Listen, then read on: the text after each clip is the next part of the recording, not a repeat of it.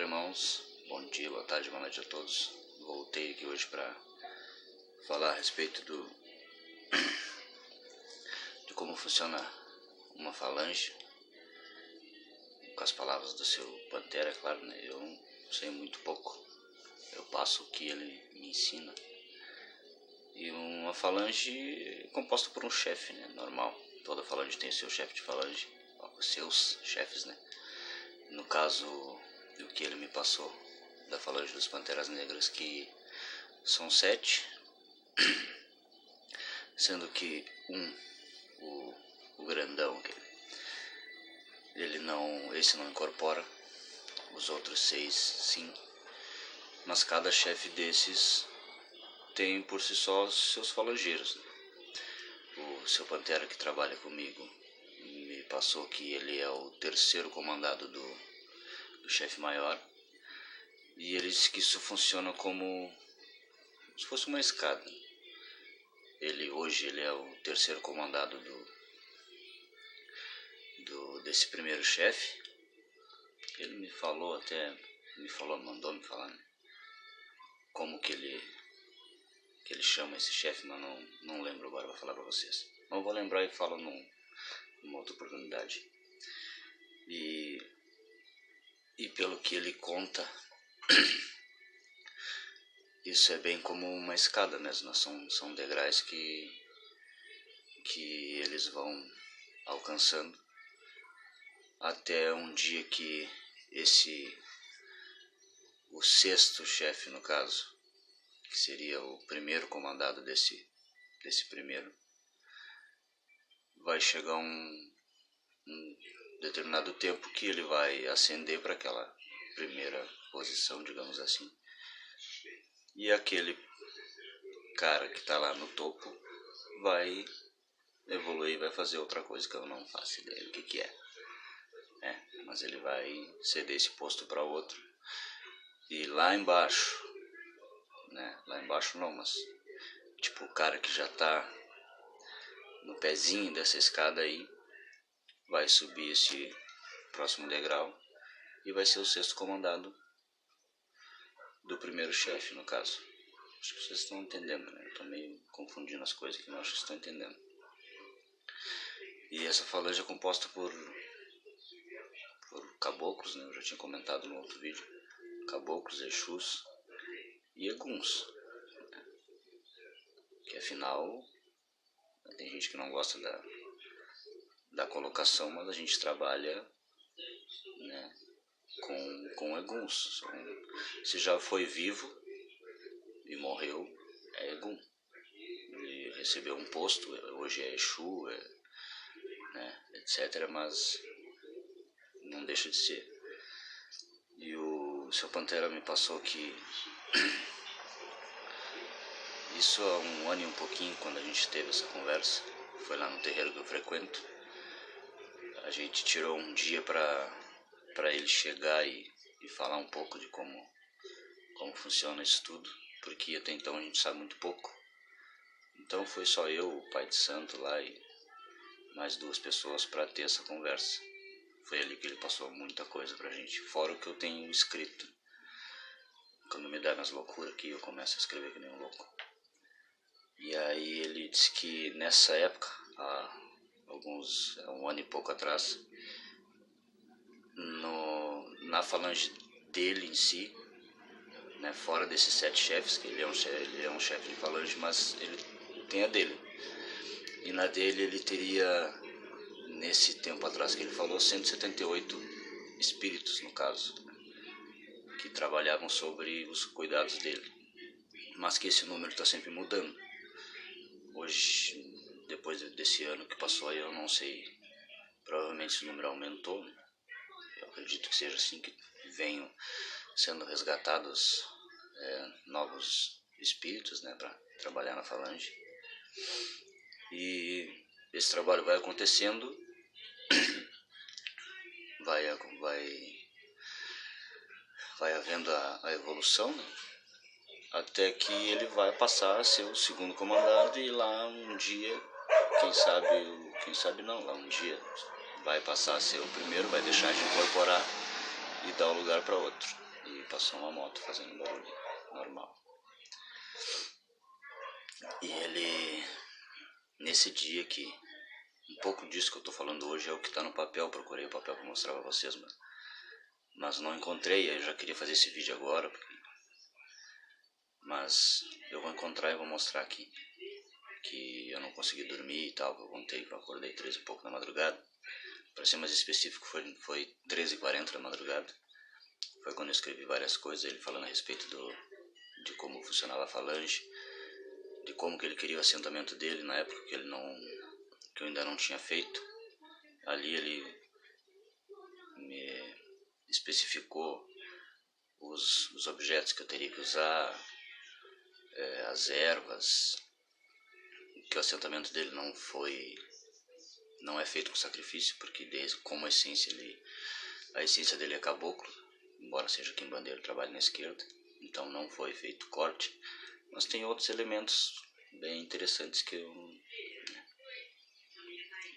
vou ver com ele mais adiante se eu posso passar alguma coisa, né, do que foi no assentamento. É bem simples, mas tem muito fundamento.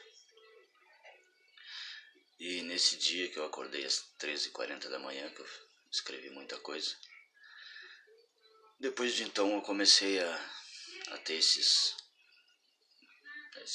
surtos, sei lá o que é, e comecei a acordar mais vezes nesse horário, sempre com essas coisas vindo na cabeça, esses ensinamentos. Aí eu perguntei para ele o porquê do horário. A gente sabe que 3 horas é um horário meio que específico, pelo menos que conta, né, na tradição, que seria um horário de Exu, né, 3 horas da madrugada, de 3 a 4 horas. E aí ele me disse que 13h40 foi exatamente o horário que ele foi resgatado por essa falange, que é um tipo de um ponto de força, que ele tem um horário de pico energético que ele trabalha. Não sei se eu podia estar falando isso, mas se eu estou falando, acho que ele não vai ficar nervoso comigo. E depois disso tive mais outros sonhos recorrentes. Inclusive tem um sonho meio bizarro que eu tenho, no mínimo uma vez por semana eu sonho com isso, que é estranho. Eu também vou ver se posso contar, mas é um sonho recorrente, no mínimo uma vez por semana, ou no máximo faz uma semana, na outra eu tenho esse sonho. Ele sempre termina da mesma forma, embora sejam lugares diferentes, pessoas diferentes, mas ele sempre termina do mesmo jeito, termina meio violento. Então eu perguntei para ele por que desses sonhos. E aí ele falou uma coisa interessante, que sonho recorrente é até legal para quem tá assistindo pensar nisso. Se alguém tem esse tipo de sonho, comenta aí pra gente debater mais a respeito. Que sonhos recorrentes são lembranças passadas, ele passou isso pra mim, que são coisas que ficam no inconsciente, que a gente já viveu. Quando a gente volta a gente é reiniciado, né? Mas tem muita gente que tem esse tipo de lembrança, uns déjà vu, essas coisas.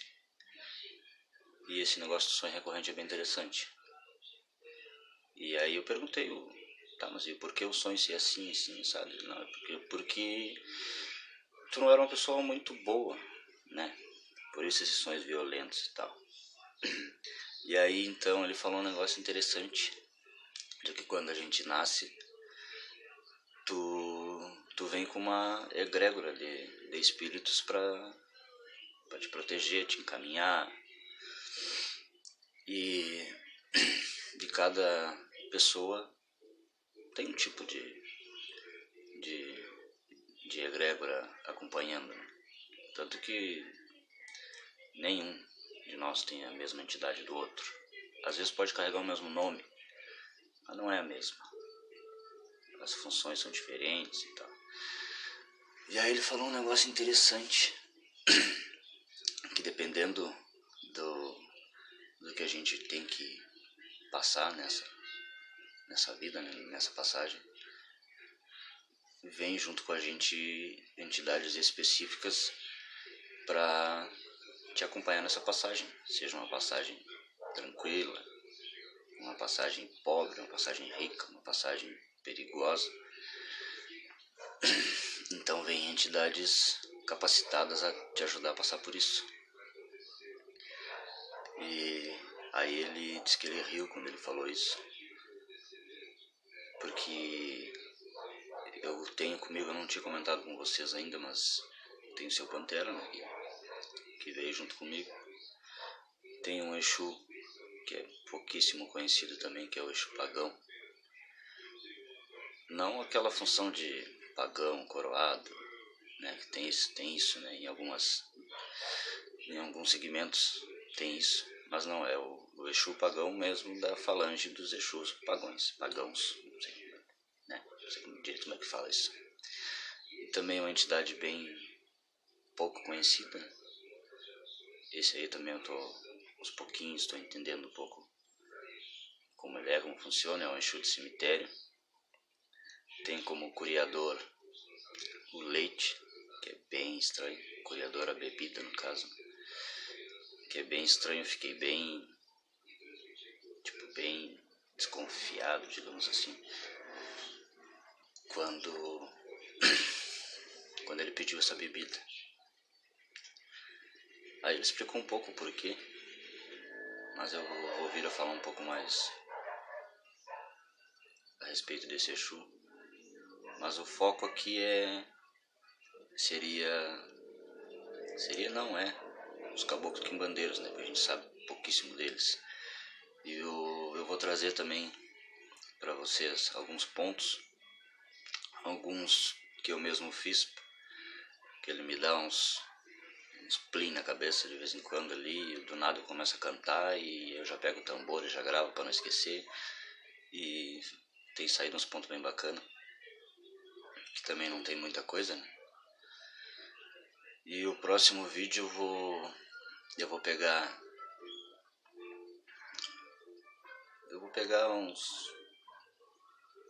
são 9, se eu não me engano, tem que ver direitinho, se eu não me engano são 9 caboclos que compõem a falange do seu Pantera Negra, caboclos quimbandeiros, fora Exus no caso.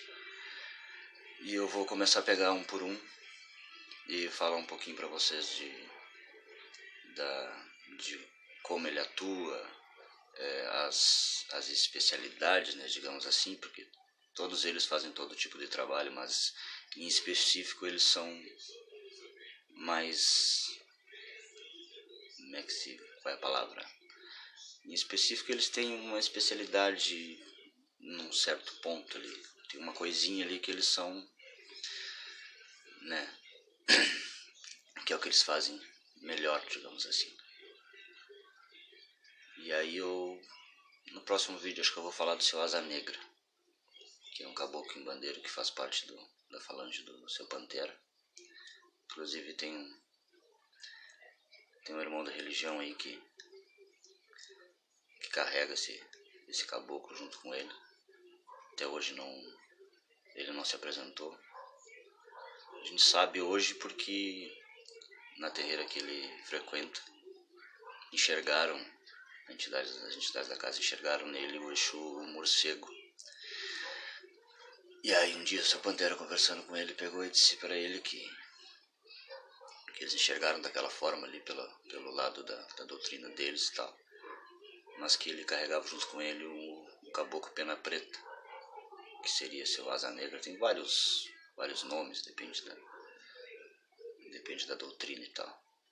E aí a próxima vez eu vou falar um pouco sobre esse caboclo para vocês, de qual é a especialidade dele, onde trabalha, e sucessivamente vamos falar desses 9 caboclos. Tá ok, irmãos? Alguma dúvida, deixem nos comentários. Se quiserem vídeo a respeito de algum caboclo específico, comentem aí também, que a gente vai fazer. A ideia aqui é passar um pouquinho desse conhecimento que é tão pouco falado. se acha, não se encontra quase nada, principalmente aqui no YouTube. E eu vou estar ajudando da melhor maneira possível. Ok? Uma boa noite a todos, um bom dia ou uma boa tarde, um bom axé, e que o Pai Xalá abençoe todos vocês. Saravá, essa Pantera Negra.